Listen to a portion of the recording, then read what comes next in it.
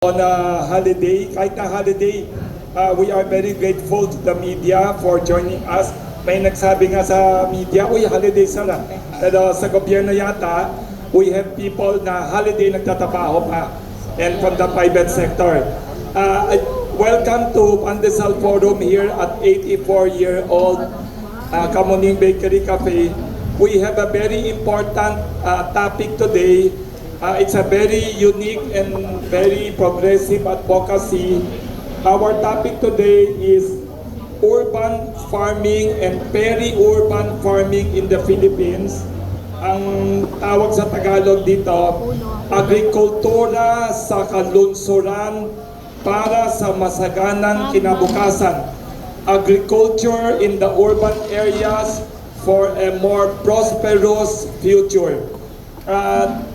Ang ano natin dito, National Urban and Peri-Urban Agriculture Program advocates.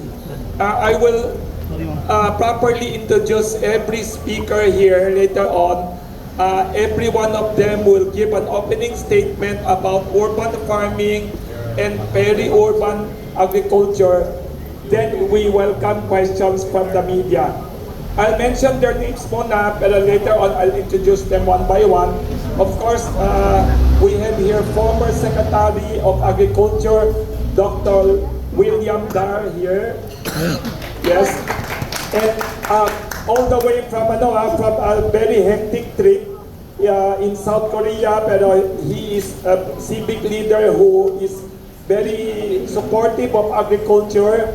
Dr. Cecilio Pedro, President, Federation of Filipino Chinese Chambers of Commerce and Industry Inc., FFCCCII, Dr. Cecilio Pedro. Fresh from South Korea, hectic trip niya. Of course, we have from the government, from the Department of Agriculture, he is the Director of the Bureau of Plant Industry, BPI, Dr. Gerald Glenn Panganiban. Representing academe, all the way from University of Arizona, a professor there in Biosystems Engineering. Let us welcome Professor Dr. Joel L. Coelho. These are our speakers. Later on, each one will give an opening statement, and then please get ready with your questions. Before I call them, I'd like to acknowledge some special guests. We have a special guest from academe, all the way from New York, a balik scientist here in the Philippines, Dr. Gonzalo Al Serafrica. Yes, andun siya sa likod. Also another balik scientist, professor from University of Illinois, Professor Hill Mendoza. Over there, supporting also this advocacy. We have a civic leader, a woman's rights leader from Mindanao, Miss Samira Goto. She wants to support the advocacy also for Mindanao region. Now I'd like to call on our panelists to give their opening statement about urban agriculture and peri-urban agriculture. Ano ba to? Anong kinabukasan nito, and what are their plans and proposals?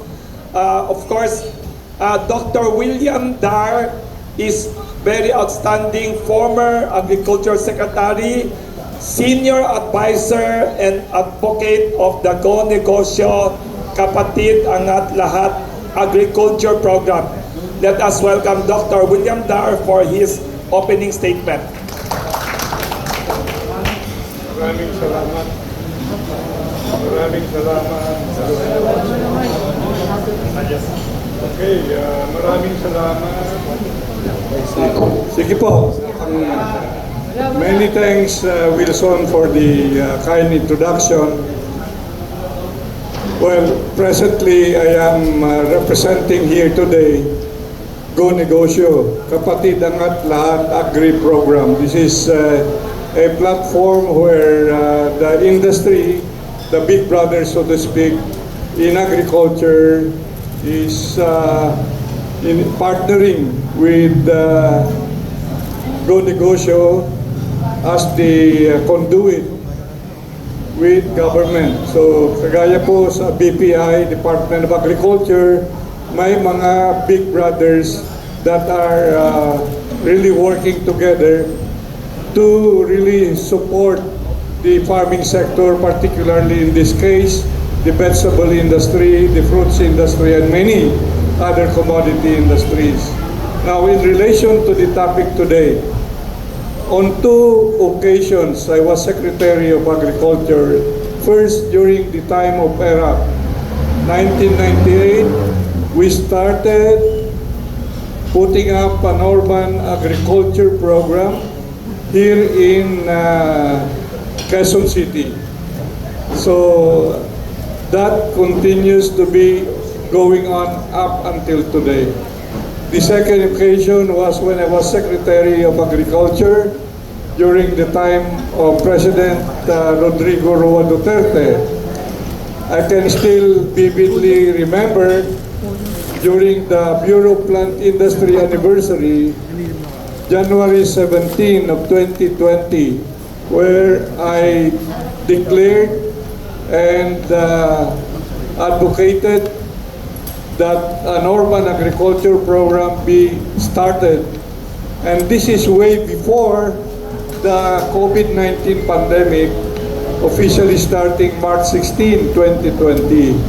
So that's how I really give importance to urban agriculture, to peri-urban agriculture, because, you know, the country, if you look at how we are faring in terms of vegetable production, fruit production, there are times of the year that we don't have much because of the typhoons that visit us.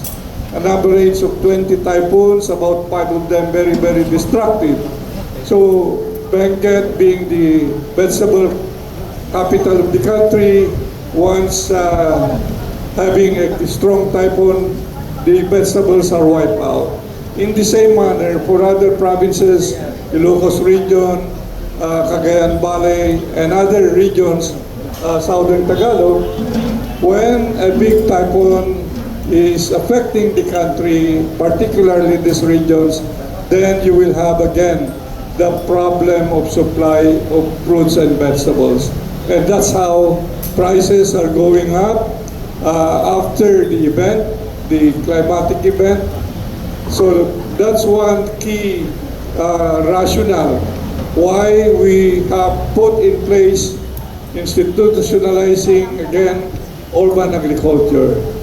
And when I was Secretary of Agriculture during the time of President Duterte, because of these repeated experiences, minabuti po natin na peri-urban agriculture is as important because of logistics. You know, you have problems of transporting these vegetables and fruits from faraway provinces. So it would be the best of arrangements if we develop vegetable and fruit growing areas around. That's why they call peripheral urban, peri-urban agriculture is such a critical agriculture, type of agriculture, because you are nearest where the demand is needed. So, from all these revelations, you can see that I am really strongly supporting urban and peri-urban agriculture, and good Glenn and the Department of Agriculture, Bureau of Plant Industry are still continuing this program. But the only problem today, meanwhile, is the very limited budget given the program. You know, rice-centric agriculture pa rin tayo ngayon. About 60-65% of the budget in agriculture is devoted to rice. While I agree that must be the level, but when there are opportunities for significantly increasing the budget of agriculture, you have to really invest largely and significantly to high-value agriculture, and that should be a big direction the government must undertake. Thank you and good day.